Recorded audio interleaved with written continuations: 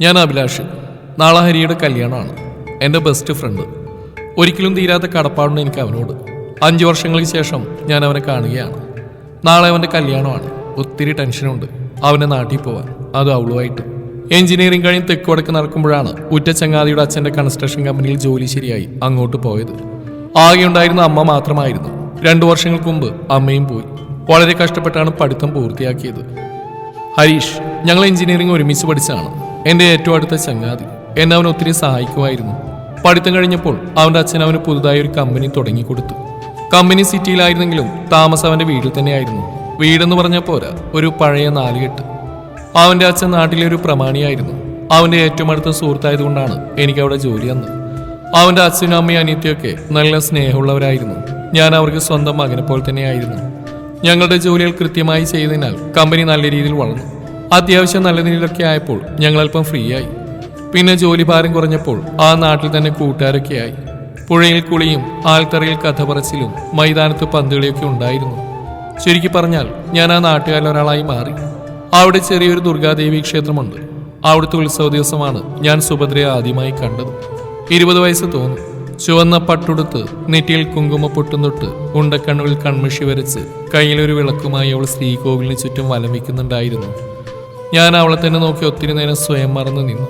ഹരി വിളിച്ചപ്പോഴാണ് എനിക്ക് സ്ഥലകാലബോധം വന്നത്. നീ എന്താലോചിക്കോടാ? ഹരി, ഏതാ പെൺകുട്ടി? ഏത്? ആ ചുവന്ന സാരി. അത് സുഭദ്ര മോളാ. നിനക്കറിയോടാ അവളെ? പിന്നെ എൻ്റെ അനിയത്തിയുടെ കൂട്ടുകാരിയാ. നല്ല സുന്ദരി കുട്ടി. എന്ത് ഭംഗിയാ അവളെ കാണാൻ. അത് വിട്ടുപിടി മോനെ, അവള് ദേവിയാ. ദേവിയോ? അതേടാ, ഈ ക്ഷേത്രം നമ്പൂരി കുടുംബക്കാരുടെയാ. ഓരോ തലമുറയിലും മൂത്ത പെൺകുട്ടി ഇവിടെ ദേവിയായിട്ട് ജീവിക്കണം. കല്യാണം, കുടുംബം, കുട്ടികളൊന്നും പാടില്ല. അടുത്ത തലമുറയിലെ ദേവി സുഭദ്ര മോളാ. പാവം കുട്ടി. അന്നു മുതൽ ഞാൻ അവളെ ശ്രദ്ധിക്കാൻ തുടങ്ങി. എന്തൊരു ഭംഗിയായിരുന്നു അവൾക്ക്. ശരിക്കും ദേവി തന്നെ. അവൾ നടന്നു പോകുന്ന വഴിയിൽ ഞാൻ അവളെ കാത്തു നിൽക്കാൻ തുടങ്ങി. എന്തെങ്കിലും ഒന്ന് സംസാരിക്കാൻ പേടിയായിരുന്നു. അവൾ പോകുന്നത് നോക്കി ഞാൻ സ്വയം മറന്നു നിന്നിട്ടുണ്ട്. ഇതൊന്നും ഹരി പോലും അറിയാതിരിക്കാൻ ഞാൻ പ്രത്യേകം ശ്രദ്ധിച്ചിരുന്നു. നാട്ടുവഴി ആയതിനാൽ എപ്പോഴും വിജനമായിരിക്കും. പതിയെ അവൾ എന്നെ ശ്രദ്ധിക്കുന്നു എന്ന് മനസ്സിലായി. അവളോട് എന്തെങ്കിലും സംസാരിക്കാൻ മനസ്സ് കൊതിച്ച്. ആരെങ്കിലും കണ്ടാൽ പ്രശ്നമാവും. ഒരിക്കലും ഹരിയില്ലാത്തൊരു ദിവസം ഞാൻ അവളോട് സംസാരിക്കാൻ തീരുമാനിച്ചു. പതിവ് പോലെ അവൾ വരുന്ന വഴിയിൽ കാത്തു നിന്നു. അധികം താമസിയാതെ അവൾ വന്നു. ധൈര്യം സംഭരിച്ച് ഞാൻ അവളോട് ചോദിച്ചു, കുട്ടി ഒന്ന് നിൽക്കുമോ? ഒരു കാര്യം പറയാനുണ്ട്. അവൾ രൂക്ഷമായി നോക്കി.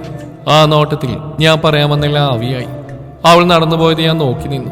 2-3 തവണ സംസാരിക്കാൻ തുടങ്ങിയപ്പോഴും ഇത് തന്നെ അവസ്ഥ.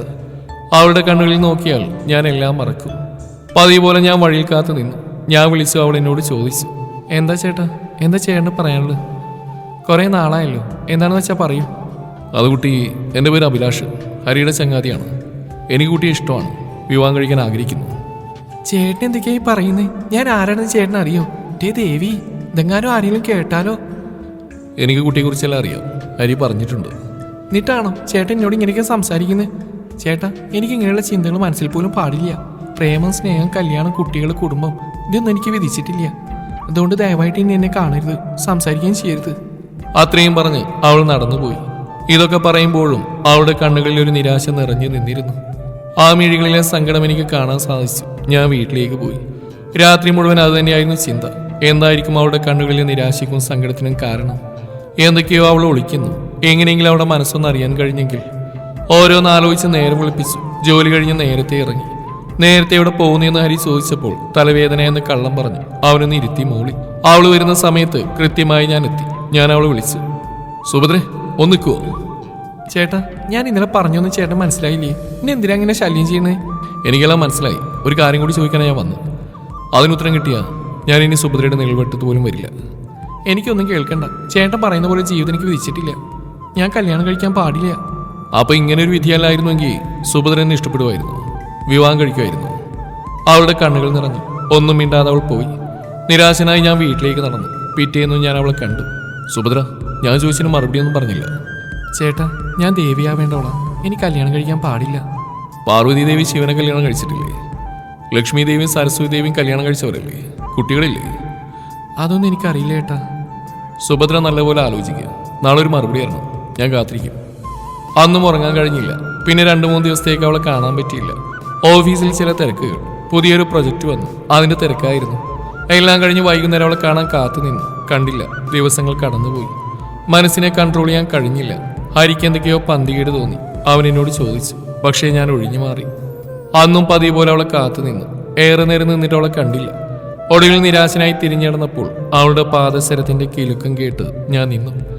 അവൾ എനിക്ക് മുഖം തരാൻ നടന്നു പോകാൻ തുടങ്ങിയപ്പോൾ ഞാൻ അവൾക്ക് വട്ടം നിന്നു. സുഭദ്രേ, എനിക്കൊരു മറുപടി തരൂ.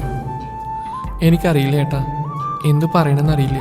ഒരു സ്ത്രീയുടെ ജന്മം സഫലാവാൻ അവൾ ഭാര്യയോ അമ്മയോ ആവണം. പക്ഷെ എന്നെ അങ്ങനെ ജീവിക്കാൻ ഈ നാട്ടുകാരെ സമ്മതിക്കില്ല. ഞാൻ അവർക്ക് ദേവിയാ. എനിക്ക് ചേട്ടനെ ഇഷ്ടമാണ്. പക്ഷേ നമുക്ക് ഒരുമിച്ച് ജീവിക്കാൻ കഴിയില്ല. എന്നെ വിട്ടേക്ക് ചേട്ടാ. കഷ്ടപ്പെട്ട് വരുത്തിയ പുഞ്ചിരിയോട് അവൾക്ക് അറിയാൻ തുടങ്ങി. സുഭദ്രയ്ക്ക് എന്നെ ഇഷ്ടമാണല്ലേ? എനിക്കത് മാത്രം കേട്ടാൽ മതി. എനിക്ക് ബന്ധുക്കളൊന്നുമില്ല. ആകെയുള്ള ഹരിയും വീട്ടുകാരാ. ജീവിതത്തിൽ ഇന്നുവരെ ഒരു പെൺകുട്ടിയോടും ഇങ്ങനൊരു ഇഷ്ടം എനിക്ക് തോന്നിയിട്ടില്ല. തോന്നിയത് ഇങ്ങനെയുമായി. ഞാൻ കാത്തിരിക്കും. എന്തെങ്കിലും അത്ഭുതം സംഭവിക്കാം. എനിക്ക് വേണ്ടി ചേട്ടൻ ജീവിതം നശിപ്പിക്കരുത്. കുറച്ച് ദിവസം കാണാതിരുന്ന എല്ലാം മറക്കും. അങ്ങനെ മറക്കാൻ കഴിയായിരുന്നെങ്കിൽ സുഭദ്ര ദേവിയാവുള്ള കുട്ടിയാണെന്ന് അറിഞ്ഞ നിമിഷം ഞാനിത് മറക്കുമായിരുന്നു. അല്പനേരം ഞാൻ അവളുടെ കണ്ണുകളിൽ നോക്കി നിന്നു. അവ നിർജീവമായി തോന്നി. ഞാൻ അവളെ നെഞ്ചോട് ചേർത്ത് കെട്ടിപ്പിടിച്ചു. അവളൊന്നും മിണ്ടാതെ നെഞ്ചിൽ തല ചേർത്ത് നിന്നു. വേണ്ട ഏട്ടാ, ഇത് തെറ്റ. ഈ നാട് നശിക്കും. നമുക്കിത് വേണ്ട. വിധിയുണ്ടെങ്കിൽ അടുത്ത ജന്മം ഒരുമിച്ച് ജീവിക്കാം. ചേട്ടൻ്റെ പെണ്ണായിട്ട് മരണം വരെ. ശരിയാണ് സുഭദ്ര. നിന്നെയും നിന്റെ നാട്ടുകാരുടെയും വിശ്വാസങ്ങൾ തകർത്ത് നിന്നെ സ്വന്തമാക്കാൻ ഞാൻ ആഗ്രഹിക്കുന്നില്ല. നമുക്ക് കാത്തിരിക്കാം. അതിനെ അടുത്ത ജന്മാണെങ്കിൽ പോലും. അഭിലാഷേ! ഉറക്കെയുള്ള അലർച്ച കേട്ടാണ് ഞങ്ങൾ ഉണർന്ന്. അത് ഹരിയായിരുന്നു. അവൻ ദേഷ്യം കൊണ്ട് വിറക്കുന്നുണ്ടായിരുന്നു. ഞങ്ങൾ തലകുനിച്ച് നിന്നു. അഭിലാഷേ, എന്താടാ ഇത്? മറ്റാരെങ്കിലും കണ്ടിരുന്നെങ്കിൽ നിന്നെ ജീവനോടെ വെച്ചിക്കില്ല. സുഭദ്രമോൾ ഇത് എന്ത് ഭാവിച്ചാ? നീ ആരാണെന്ന് എന്താണെന്ന് എനിക്ക് അറിയില്ലേ? ഹരി, ഇതെല്ലാം എൻ്റെ തെറ്റാ. ഒഴിഞ്ഞു മാറിയ സുഭദ്രയെ ഞാനാണ് പിടിച്ചിർത്തി. നീ ഞങ്ങളോട് ക്ഷമിക്കണം. ഇനി ഞങ്ങൾ തമ്മിൽ കാണുകയും ചെയ്യില്ല. നിന്നോട് എല്ലാ കാര്യങ്ങളും ഞാൻ പറഞ്ഞല്ലേടാ. അതേടാ, പക്ഷേ ഞാൻ അവളെ അത്രയ്ക്ക് ഇഷ്ടപ്പെട്ടു പോയടാ. മോളെ, ഞാനീ കേൾക്കുന്നത് ശരിയാണോ? അതെ ഹരിയേട്ടാ, പക്ഷെ ഞങ്ങൾക്ക് ഒരുമിച്ച് ജീവിക്കാൻ കഴിയില്ലെന്നറിയാം. അതുകൊണ്ട് എല്ലാം ഉപേക്ഷിച്ചു. പക്ഷെ ഞാനൊരു പെൺകുട്ടിയാണ്. എനിക്കുണ്ടായിരുന്ന മോഹങ്ങളും സ്വപ്നങ്ങളൊക്കെ ആരും അത് കണ്ടില്ല. ജീവിതം അവസാനിപ്പിക്കാൻ പോലും തോന്നിയിട്ടുണ്ട്. പക്ഷേ ദേവി തന്നല്ലേ ഈ വിധി. അഭിലാഷ്, നിനക്ക് അവളെ അത്രയ്ക്ക് ഇഷ്ടമാണോടാ? അതേടാ, പക്ഷേ സുഭദ്രമോൾ എന്ത് പറയുന്നു? എനിക്കൊന്നും അറിയില്ല ഹരിയേട്ടാ. എനിക്ക് ആ പേരിനെ ഒത്തിരി ഇഷ്ടമാണ്. പക്ഷേ അഭിലാഷ്, നിങ്ങൾ പറയുന്ന പോലെ നിങ്ങൾക്ക് ഒരുമിച്ച് ജീവിക്കാനാവില്ല ഈ നാട്ടിൽ. പക്ഷേ ഈ നാടിന് പുറത്ത് വലിയൊരു ലോകമല്ലേ. അവിടെ നിങ്ങൾ ആരും ശല്യം ചെയ്യില്ല. സ്വസ്ഥമായിട്ട് ജീവിക്കാൻ. ഹരി, നീ എന്തൊക്കെയാണ് പറയുന്നത്? ഇതൊക്കെ വിചാരിച്ചാൽ നടക്കും. നിങ്ങൾക്ക് ഒരുമിച്ച് ജീവിക്കണമെങ്കിൽ മാത്രം. ഇല്ല ഹരിയേട്ടാ, എനിക്ക് കഴിയില്ല. ഈ നാട്ടുകാരെ വഞ്ചിച്ച് എനിക്കൊരു ജീവിതം വേണ്ട. മോളെ, ഈ നാട്ടുകാർ നിന്നെ 2-3 ദിവസം ഓർക്കും. പിന്നെ അവരുടെ ജോലി നോക്കിപ്പോവും. പിന്നെ മോളുടെ വീട്ടുകാരെല്ലാം ഞാൻ പറഞ്ഞു മനസ്സിലാക്കാം. പിന്നെ ദേവി ഒരിക്കലും നിന്നെ ശപിക്കില്ല, അനുഗ്രഹിക്കുകയുള്ളൂ. നീ ഒന്നോർത്ത് വിഷമിക്കണ്ട. നിങ്ങൾ യാത്രയ്ക്ക് ഒരുങ്ങിക്കോ. ഹരിയുടെ വാക്കുകൾ കാതിൽ മുഴങ്ങിക്കൊണ്ടിരുന്നു. എല്ലാം അവന്റെ തീരുമാനമായിരുന്നു. അന്ന് രാത്രി ആ നാട് വിട്ടതാണ്. ചെന്നെത്തിയത് മൂന്നാറിലെ ഒരു ജോസഫ് അച്ചായന്റെയും ഭാര്യ സോഫിയ ചേർത്തിയുടെയും വീട്ടിൽ. ഹരിയുടെ ഫേസ്ബുക്ക് സുഹൃത്തുക്കളായിരുന്നു. മക്കളില്ലാത്തവർക്ക് ഞങ്ങൾ മക്കളായിരുന്നു. ഞാൻ അവിടെ അച്ചായന്റെ കൃഷിയിൽ സഹായിച്ചു. ലാഭത്തിന്റെ ഒരു വിഹിതം എനിക്ക് തരും. അങ്ങനെ 5 വർഷങ്ങൾ കൊണ്ട് ഓരോന്നായി നേടി. ഒരു കൊച്ചു വീട്, കാറ്, അങ്ങനെ ഓരോന്നും. എല്ലാത്തിലും ഉപരി 2 പൊന്നോമനകൾ, അത് ഇരട്ടകൾ, ശ്രീയും ദുർഗയും. മണിക്കൂറുകൾ നീണ്ട യാത്രക്കൊടുവിൽ അവന്റെ വീട്ടിലെത്തി. അവന്റെ അച്ഛൻ മുറ്റത്തുണ്ടായിരുന്നു. ഞങ്ങളെ കണ്ടപ്പോൾ അദ്ദേഹത്തിന്റെ സന്തോഷം പറഞ്ഞറിയിക്കാൻ പറ്റാത്തതായിരുന്നു. ഹരിയുടെ അമ്മയുടെ അനിയത്തിയുടെ അവസ്ഥ മറ്റൊന്നായിരുന്നില്ല. വിശേഷങ്ങൾ ഒത്തിരി പങ്കുവച്ചു. പിറ്റേന്ന് കല്യാണത്തിന് ആളുകളൊക്കെ എത്തി. നാട്ടുകാർ ചിലർ ഞങ്ങളെ തിരിച്ചറിഞ്ഞു. ആർക്കും ഞങ്ങളോട് ദേഷ്യമില്ല. ഞങ്ങൾ കാരണം നാടിനും നാട്ടുകാർക്കൊന്നും സംഭവിച്ചിട്ടില്ല. അവരെല്ലാം മറന്നു. നെഞ്ചിൽ നിന്ന് എന്തോ ഭാരം ഒഴിവായ പോലെ തോന്നി ഞങ്ങൾക്ക്. കല്യാണം കഴിഞ്ഞു. ഭദ്രയുടെ ആഗ്രഹം പോലെ അവളുടെ ഇല്ലത്ത് പോയി. അവളുടെ അച്ഛൻ മരിച്ചുപോയിരുന്നു. അനിയത്തി കല്യാണം കഴിഞ്ഞ് ഭർത്താവിനൊപ്പം സുഖമായിരിക്കുന്നു. അമ്മ അവളെ കണ്ട ഉടനെ ഇറങ്ങി വന്നു. പിന്നെ കരച്ചിലും മാപ്പ് പറച്ചിലും. കുറച്ചേരം അവിടെ ചെലവഴിച്ചു. പിന്നീട് അവിടെ ദേവിയെ കാണാൻ പോയി. എന്നാൽ ആ ക്ഷേത്രമാകെ മാറി. പഴയ കൊച്ചു ശ്രീകോവിൽ മാറി വലിയൊരു ക്ഷേത്രമായിരിക്കുന്നു. അവിടെ പുരുഷന്മാർ ദേവിയുടെ ദാസന്മാരായി. അവൾ ആ ദേവിയുടെ മുന്നിൽ നിന്ന് പ്രാർത്ഥിച്ചു. അവളുടെ കണ്ണുകൾ നിറഞ്ഞിരുന്നു. നന്ദി പറച്ചിലായിരിക്കും. ഒത്തിരി നന്ദിയുണ്ട് ഞങ്ങൾക്ക് ദേവിയോട്. ഒക്കെ കഴിഞ്ഞ് തിരിഞ്ഞിടുന്ന അവൾ ശരിക്കും ദുർഗാദേവിയെ പോലെ തോന്നി. എനിക്കവൾ ദേവി തന്നെയാണ്, എൻ്റെ എല്ലാ ഐശ്വര്യത്തിൻ്റെയും ദേവി.